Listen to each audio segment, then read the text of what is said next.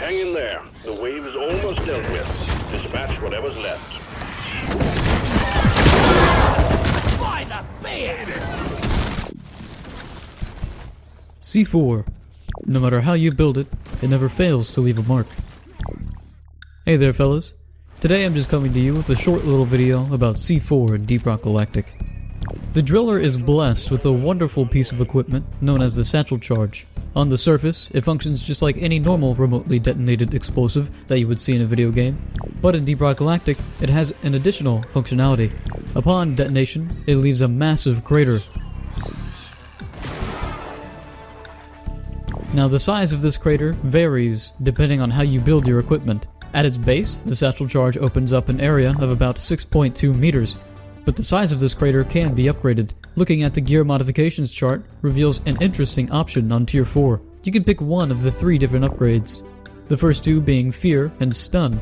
Both of these options are useful in immediate combat scenarios, but the third option, Rock Mover, more than doubles the size of the crater with a staggering additional 9 meters in diameter, bringing the overall size of the crater to a massive 15.2 meters. When I first discovered this, I brought it with me as a kind of, a novelty, thinking that the large crater would be more fun to see when blowing up enemies, and I was not at all disappointed. My setup back then was CABC. I had built my C4 more for damage. I only ever really used it on large hordes or against Praetorians, and even when those arrived, I found that my flamethrower and team took care of the problem before I even had a chance to use my satchel charge. But on those rare occasions that the satchel charge did see use, I started to notice that the space the charge created was proving to be strategically advantageous for me and my team. So I began to experiment a little bit.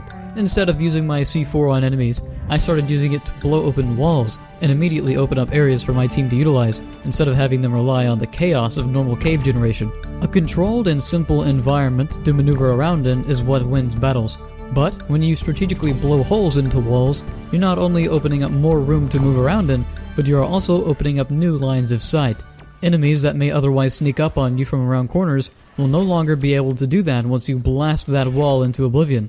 The sooner you're able to see an enemy, the less of a threat it begins to be. Additionally, that extra bit of surface area created by the wall may also increase the distance a bug must travel in order to get to you. Either that, or it will force the bug to find a new path to follow, making his movement more predictable. Again, this reduces the threat of those melee bugs. But what about the acid spitters, the Mactera? Yes, Mactera are a weakness that you may want to account for. The area opened gives them more potential to maintain a line of sight on you. Their degree of threat varies on the geometry of the crater though. For instance, by digging about 4 to 5 meters into a wall before placing that C4, you'll create a large room with a small entrance. On its own, it's not much to note, but because of that small entrance, you'll have a more focused area to fire into. A lot of the time, Mactera will stop flying around once they have a line of sight on you, giving you a chance to eliminate them. If they secure that line of sight in the entrance, then you're more prepared to take them out. As for acid spitters and web spitters, the geometry of this room and the nature of a small entrance protect you from surprise attacks from ranged enemies, but at the cost of line of sight. Now, this is a risky maneuver, because while your defense against ranged enemies is high, your defense against close quarters enemies is low. Praetorians, oppressors, and detonators are something to worry about in such a tight space.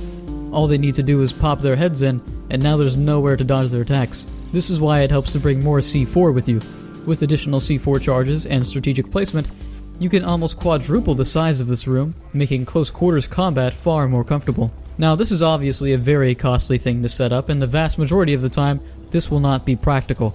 Essentially what you're doing is saying, the cave generation has left me in a terrible spot to defend from, but I think I can make it better. The vast majority of the time, 2 C4 is all you need to open a space to fight in. In fact, the best areas to utilize C4 are in areas that are obstructing line of sight or maneuverability. It's generally a bad idea to rely entirely on your C4 craters to fight in. It's usually better to use your C4 in ways that complement the environment, rather than act as a replacement for the environment. For example, if you're in a tight space with little room to move about and you don't at all feel prepared to take on the oncoming swarm, throw a few charges on the wall and open up the area a bit. A good question to ask yourself is, if a Praetorian were here right now, would I be able to dodge his acid vomit? Or, if I know a grabber is coming for me, will I be able to react to it approaching before he grabs me? If the answer is no, and you aren't able to move to a more secure space, then open up the room a little bit. Now you might be thinking, well, this just sounds like a more convoluted bunker strategy. And I'd have to correct you on that. The difference between opening up a room and creating bunkers is bunkers leave you with very little room to move around in, whereas C4 craters, when done properly, open up an area substantially. The goal of a crater shouldn't be to funnel the enemies, it should be to aid you and your team in your efforts to dodge attacks and open lines of sight. And if you're clever enough, alter the pathfinding of bugs. At the end of the day, the driller is a heavy excavation specialist. His role is to manipulate the area around him and make the terrain bend to his will. The extent to which this manipulation of the terrain actually aids the team varies. Ultimately, it is the player themselves who is the determining factor in whether or not such strategies see proper use.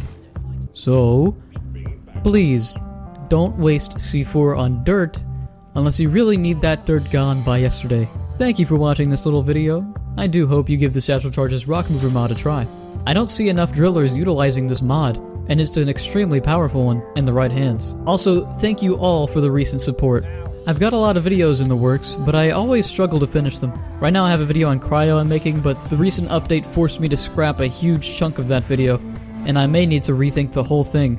Like always, if you enjoyed the video, please do me the kindness of leaving a like or a comment. I read every single comment. Not to mention, it helps other people see these videos, and keeps me motivated. I'm really glad that I can expand my hobby into a video format for other people to enjoy, especially now in times like these. If you have any suggestions for future content, let me know down below. I might just add them to my list of ideas. Thanks again, and good luck in those caves.